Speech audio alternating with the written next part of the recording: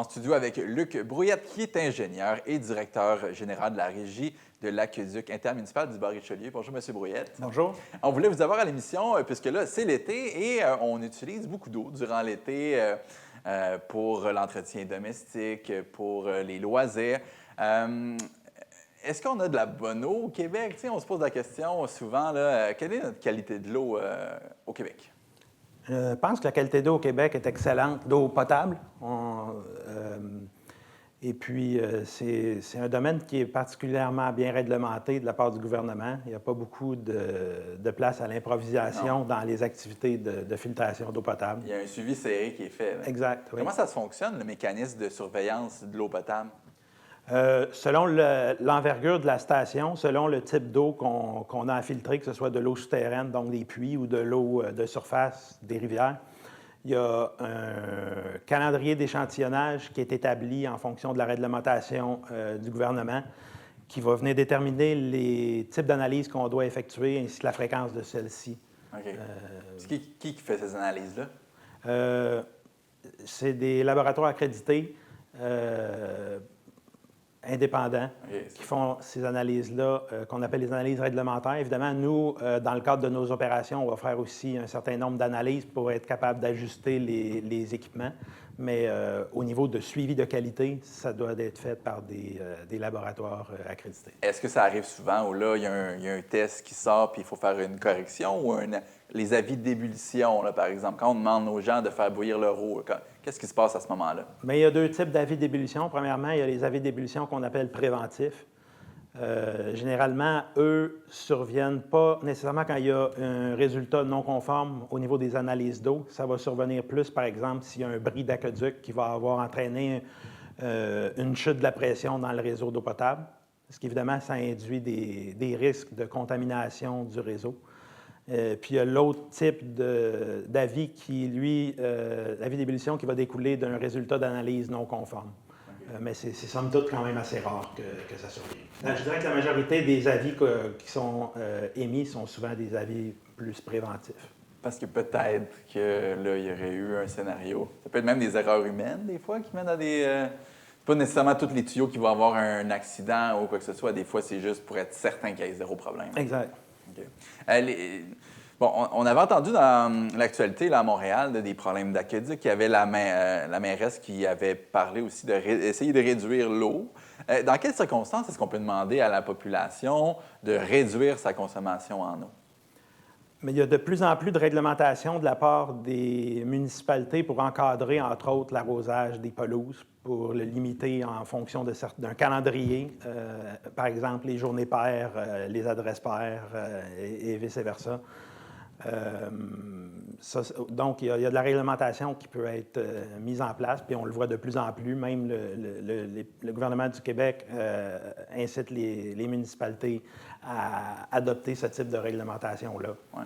Est-ce que des fois, c'est nécessaire? Il faut absolument moins consommer d'eau? Est-ce que ça soit pour faire des réparations? Ou... Ça peut survenir, oui, effectivement. Dans le fond, aussi, on en entend parler actuellement là, du côté de Montréal, parce qu'ils sont en train de faire certains travaux importants.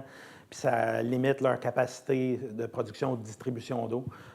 Dans ce cas-là, oui, ça peut arriver qu'on va demander aux gens de faire un effort pour réduire leur consommation. Parce que c'est dur à demander. Hein? On ne se rend pas compte à quel point on est dépendant d'avoir de l'eau potable à proximité, de pouvoir l'utiliser comme ça, sans rien. Est-ce qu'on est des bons consommateurs d'eau au Québec ou on gaspille pas mal?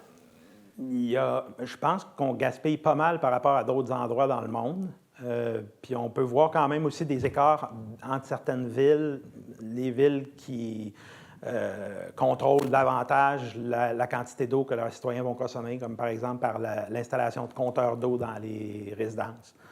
Généralement, ces villes-là vont avoir des consommations qui vont être inférieures, toute proportion gardée, là, à ceux qui n'installent pas de compteurs d'eau. Comment ça se fait que ce n'est pas toutes les villes qui ont des compteurs d'eau? Pour l'instant, ce n'est pas obligatoire pour les villes qui rencontrent certains résultats au niveau de leur consommation d'eau moyenne. Les villes qui ont vraiment des gros problèmes et qui consomment beaucoup trop vont se faire souvent imposer ça, l'installation de compteurs pour améliorer leur bilan de l'eau.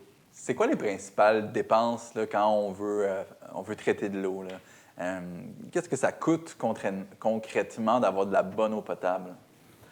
Les principales dépenses pour faire fonctionner une usine de filtration d'eau potable, c'est la main-d'œuvre, les coûts d'électricité, donc les coûts énergétiques, et les coûts de produits chimiques aussi.